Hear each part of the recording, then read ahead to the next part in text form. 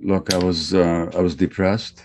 I I thought life wasn't worth living at some point, even though I had everything to live for, quote unquote. Family, marriage, good work, and all that. And then I started asking. But it's interesting. I don't know if you've read Dante, The Inferno, but it begins with the classic lines, and I'm paraphrasing, but he says, "Midway through life, I lost my way, and I don't know, I ended up on a dark path. It was fearful," he says, "and he couldn't find his way back. And in order to redeem himself, what does he have to do? He has to go into inferno, and he has to go into hell. And he has to confront all the dark parts of himself before he can get to purgatory and then, heaven." So that happened to me midway through life, and I had to confront the internal hell that I was carrying, that I was generating. I don't know why. And I didn't know why. I thought this is just life. Because, of course, the life you lead is the only life you ever recall, unless you recall past lives, which I don't. My mind doesn't even go there. But then you realize that this hell that you're generating is coming from somewhere within yourself. And one of the first books I read was Alice Miller and her book, The Drama of the Gifted Child. The original German subtitle of which was Prisoners of Childhood.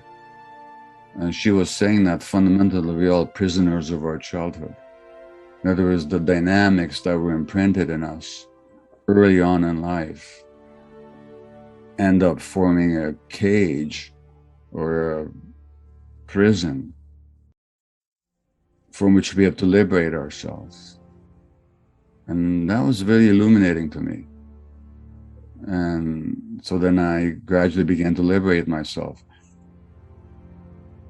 It's a real process, and it's ongoing. I can't claim that I'm finished with it. I don't think I ever will be, which is perfectly okay.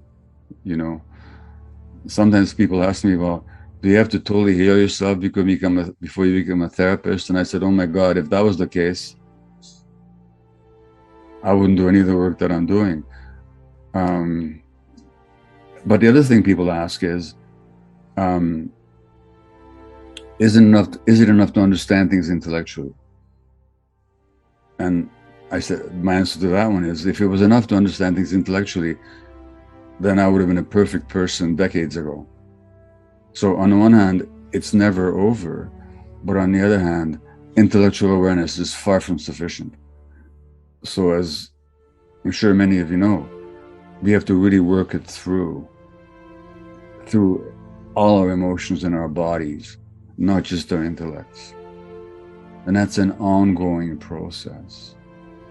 From the point of view of those of you that are therapists, you have to ask yourself, well, what is my goal as a therapist? And I teach my students, you have two goals. One is for yourself, and that's to get yourself fired as soon as possible for the right reason. That means that you want your client to get to the point where they can be comfortable with their authentic selves in the present moment. So they're no longer a prisoner of their childhoods. But in order to do that, they have to see themselves clearly. Now, for people to see themselves clearly, try this as an experiment. How can you see your face clearly? Unless you're having a deep spiritual experience, which is beyond words and beyond cognition, such as I've never had, you can't see your face clearly without a mirror. It's very hard for us to see ourselves clearly without a mirror. And guess what? When people come to you, they're coming to you because they want to see themselves in a mirror. They want to see their true selves. If they could see their true selves, they would not be needing to see you. So they need to see themselves clearly. But for you to be able to be that mirror, guess what? You have to be clear. That's why the most important work we ever do is on ourselves. And that's why it has to be ongoing.